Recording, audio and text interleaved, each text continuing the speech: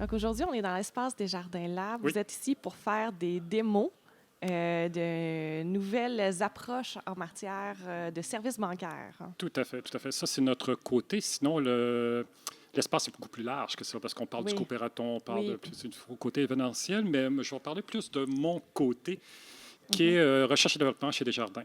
OK. Donc, on a deux sujets, Mhm. la table intelligente et l'agent 4.0, que je vous ai montré il n'y a pas si longtemps.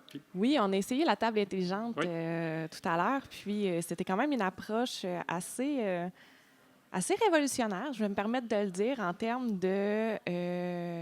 d'offres, parce qu'on disait que ça transformait le rôle du conseiller bancaire, en fait, parce que là, on vient automatiser des choses qui, jusqu'à présent, étaient dans les mains du conseiller. exactement. Lorsqu'on a rencontré des conseillers, on s'est aperçu que leur intérêt était vraiment d'écouter, de parler, Mhm. d'exprimer ce qu'ils sont. En fin de compte, c'est ce genre de marketing des gens, un peu de vente. Là, ils étaient pris un OK. peu, bon, ils ne sont pas pris parce que c'est leur job, de remplir des données, Oui, c'est quoi ton adresse, c'est quoi ton numéro de téléphone. Et en général, ils sont face à face avec oui, le client et l'écran est du côté du conseiller. Donc, le conseiller préparait une offre, il tournait son écran, il est obligé de répéter une deuxième fois ce qui était oui. à décrypter sur l'écran. Donc, on a décidé de créer genre de grands iPad pliés en forme de triangle ensemble. C'est difficile à décrire comme ça. Est-ce que, je ne sais pas, peut-être vous allez voir des photos.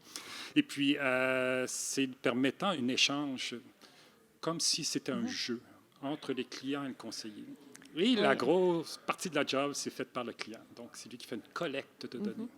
Puis en plus, au travers du processus, en fait, le client ne s'en rend pas nécessairement compte, qu'il va pas dans le sens que c'est qu'on se joue de lui, mais en fait, c'est simplement que cette information-là, de toute façon, il doit la donner parce Exactement. qu'il va vers le conseiller, il doit l'informer de ce qu'il veut. Exactement. Sauf que le processus est fait de manière à ce qu'il y ait une reconnaissance au niveau du discours. Donc, si je dis ben justement, moi, je veux avoir un chalet, ou je vais économiser pour des études pour mes enfants, ou je veux m'acheter un voilier ou quoi que ce soit, on va se retrouver à lui proposer déjà d'envoyer cette information-là au conseiller parce que la table va avoir reconnu ces Exactement. types de discours-là. Exactement. On travaille, ça nous permet aussi de faire des recherches plus fondamentales. On parle de biométrie à ce Oui. niveau-ci. On parlait aussi le fait d'une reconnaissance, d'une ouverture de session d'un conseiller en biométrie. Donc, on reconnaît le conseiller avec Oui. un IoT, un objet connecté ou un code de sécurité. Sinon, au niveau du client, c'est vraiment, si on a besoin d'une donnée, on peut numériser le code barre de ce permis de conduire. Oui. Ça, c'est assez connu, mais c'est pas autre chose. Mais reconnaissance vocale au niveau des intentions. Si un client a telle intention, qu'on se parlait tout à l'heure, d'un chalet ou un R2 heures pour ses enfants, donc il peut Oui. exprimer, le dire et automatiquement une icône apparaît sur OK. le système qui permet après au conseiller de partir une séquence de captation de données et voir une offre aussi en même temps, parce que Oui. la finalité, c'est offrir des services des jardins avec ça. Puis au travers de ça, on est plus, c'est plus, disons, personnalisé dans le Oui. sens où est-ce que on se retrouve pas à se faire proposer un paquet de choses dont on n'a pas Non, besoin. exactement. Exactement. Parce qu'on a exprimé qu'on voulait, par exemple, acheter un chalet. Un truc que je trouvais intéressant aussi, tu mentionnais tout à l'heure que c'est une reconnaissance du langage naturel. Oui. Hein? Et Dieu sait qu'au Québec, on a une Une panoplie panoplie d'accents, oui. d'accents. Oui. Comment vous avez adressé ce genre de problématique-là? Là, on le retrouve un peu plus au niveau de l'agent 4.0, qui vraiment, c'est revisiter un peu les outils au centre d'appel, mais en réalité mixte. Un peu difficile à expliquer, Oui. dans la mesure que c'est une projection holographique avec un système des lunettes. On utilise présentement Meta 2. Il y a HoloLens aussi qui utilise cette même technologie, qui nous permet de créer un environnement holographique. OK. Les outils sont vraiment construits au fur et à mesure que la personne parle. Oui. Donc, on s'est dit, ce serait intéressant de voir, est-ce qu'on peut créer un environnement qui s'auto-construit au fur et à mesure de l'activité de l'agent avec le client. Au niveau de la reconnaissance vocale, oui, on est intéressé là-dessus. C'est est-ce qu'on peut décrypter facilement des intentions lorsqu'une personne vous parle, en particulier Oui. s'il vient de la Gaspésie, qui vient de la Beauce, etc. Est-ce qu'on peut aller chercher facilement? Ce qu'on sait que c'est pas facile. Oui, effectivement. Et le français est dans sa complexité aussi. L'anglais est un peu plus facile à aller chercher au niveau des intentions, des différents éléments qui donnent bien. Bon, je reviens sur l'idée de l'intention du client pour une demande spécifique. Nous autres, on a exploré le fait de créer des intentions et les intentions créent un événement. Ça, c'est vraiment très dans AI. Cet événement-là construit un objet tridimensionnel dans l'environnement. Et cet objet tridimensionnel est utilisé pour une autre action. D'accord. Donc, c'est difficile à décrire comme ça, mais c'est exactement ça, c'est voir est-ce qu'on peut créer des interfaces qui s'auto-construisent, qui se détruisent automatiquement, qui se reconstruisent, et en éliminant un peu aussi le fait que lorsqu'on va vers la réalité virtuelle, c'est que les gens sont portés à mettre énormément de dashboards. Oui. C'est parce qu'on a de l'espace. On est dans l'espace, on a de l'espace. La peur de l'espace vide. Ouais, On va c'est ça, remplir exactement. tout Puis ce qui est on va mettre possible. des tableaux partout, puis on va se comprendre, mais au contraire, c'est qu'un autre phénomène, c'est une surcharge cognitive trop forte. Oui. Donc, allons-y plus vers le type, tout s'automatise. Un jeu, on déplace des objets dans l'espace, ça crée un autre événement, etc. Mais je trouve ça intéressant ce que tu dis parce que souvent, quand on s'en va vers un conseiller, on s'attend, pour une raison obscure, à ce qu'il maîtrise 100 son environnement de travail, à ce qu'il maîtrise 100 l'information, alors que c'est quand même une grosse demande. Il peut pas, ça demeure un humain, il ne peut pas tout savoir, tout maîtriser. Et si jamais on se retrouve dans la situation où est-ce que la personne en face de nous a un délai, admettons, au téléphone, ou qui a un délai dans sa réponse, il y a beaucoup de gens que ça va leur mettre un scepticisme par rapport au service. Fait que ça, justement, j'ai l'impression que ça vient s'attaquer un peu aussi à cette problématique-là. Oui, tout à fait, parce qu'on veut automatiser le plus possible les tâches récurrentes, les tâches plates qu'on dit, que l'agent fait au conseiller. Et en même temps, emmener un autre élément, parce que lorsque j'ai présenté ce prototype-là au conseiller, ou plutôt aux agents au centre d'appel, j'ai dit, vous n'avez plus de job. Là, ils capotaient. Qu'est-ce qu'on fait? Plus de job? J'imagine, oui. Ouais, non. Effectivement, c'est parce que tu as les deux bras croisés, puis tu regardes la machine travailler pour toi. Mais après ça, je dis, vous modifiez votre travail, vous devenez des conseillers, donc des accompagnateurs qui emmènent les gens vers un cheminement financier beaucoup plus performant et persistant, on espère, parce que c'est un apprentissage. Mais à partir de là, c'est en évacuant un peu les tâches un peu plates, ce qu'on leur permet de réfléchir un peu plus. Et là, d'apprendre aussi à une communication, d'humaniser aussi la relation d'affaires, au lieu d'être pris une grande partie. Oui, c'est quoi ton adresse, c'est quoi ton numéro de téléphone, c'est des choses. C'est plus, dans le fond, les focus, en fait, sur les tâches qui sont plus valorisantes en termes de travail. Qui sont relationnelles, puis qui peuvent donner une qualité aussi de cette relation entre le client et parce que c'est ça, l'évolution, elle n'est pas juste au niveau du service client, elle est aussi au niveau de l'environnement de travail. Exactement. Tu disais d'ailleurs qu'ils peuvent, c'est que oui, ils vont avoir leur dashboard de travail, mais qu'on pense aussi à leur offrir des choses qui sont extérieures au travail, qu'ils utiliseraient de toute façon normalement. Oui, tout à fait. On s'est dit, c'était un petit choc quand même, parce qu'on dit, est-ce qu'on pourrait permettre à un agent, parce que l'agent a genre 18-20 ans, c'est un étudiant, une zone à lui, très personnalisée, tout en réalité virtuelle, il faut le dire, c'est réalité mixte plutôt.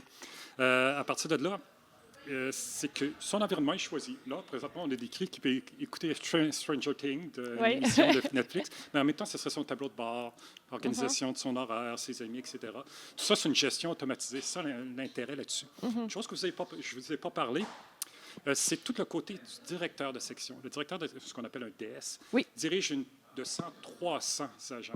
Lorsqu'il y a une urgence, le directeur doit se déplacer physiquement. Il se déplace. Nous, on a créé, on ne l'a pas vu ici. Ça marche toujours? Oui, OK. On n'a pas vu ici, c'est qu'on a créé une interface que tous ces agents, ce sont des îlots qui voient un environnement de réalité mixte, réalité augmentée, et un îlot qui prend en feu, c'est parce qu'il est vraiment en détresse, c'est qu'il fait une immersion numérique. Ça veut dire que le DS, le directeur de section, peut être à plusieurs endroits en même temps. Donc, gérer plusieurs cas en même temps, parce qu'il y a une dématérialisation du spécialiste, qui est le directeur. Donc, il peut intervenir partout.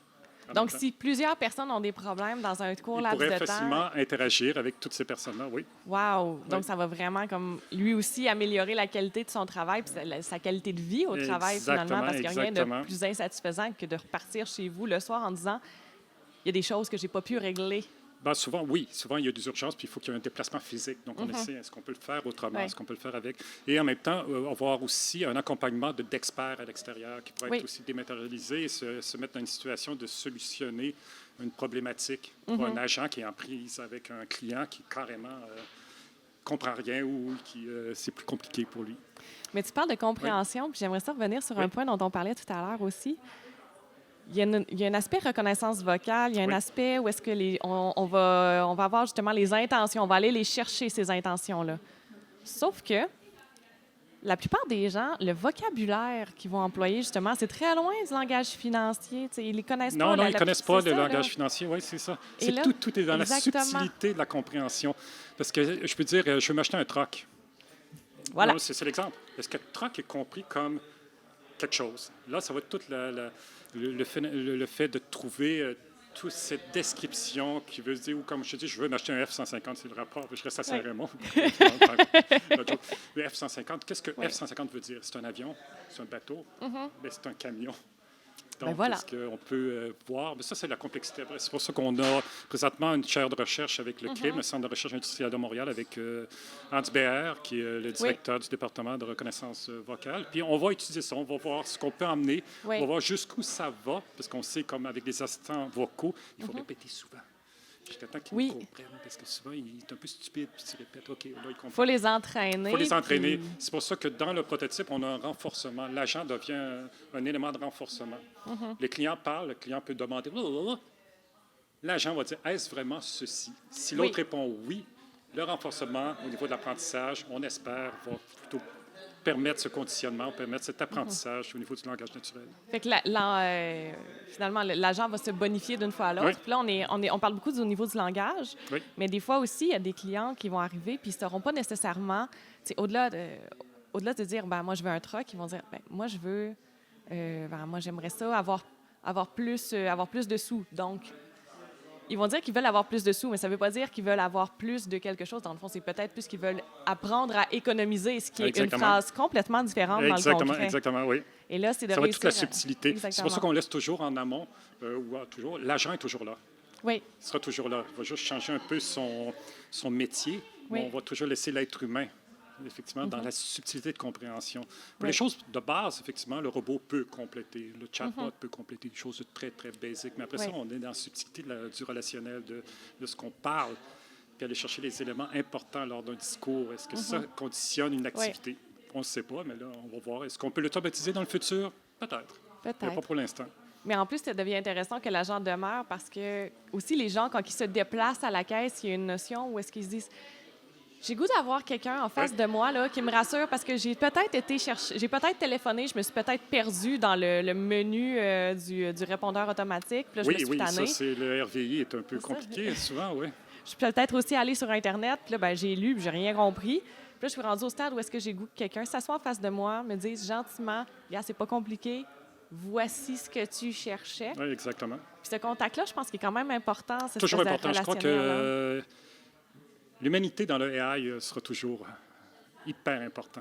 Oui, clairement. Mais pas entre le AI humain, mais plutôt... pas essayer de créer un nouvel parce que là, humain. on voit qu'il y a beaucoup de tendances à est-ce qu'on peut créer un AI avec une émotion? Oui. Est-ce qu'il peut décrypter et être assez complexe pour interpréter une émotion et la transmettre?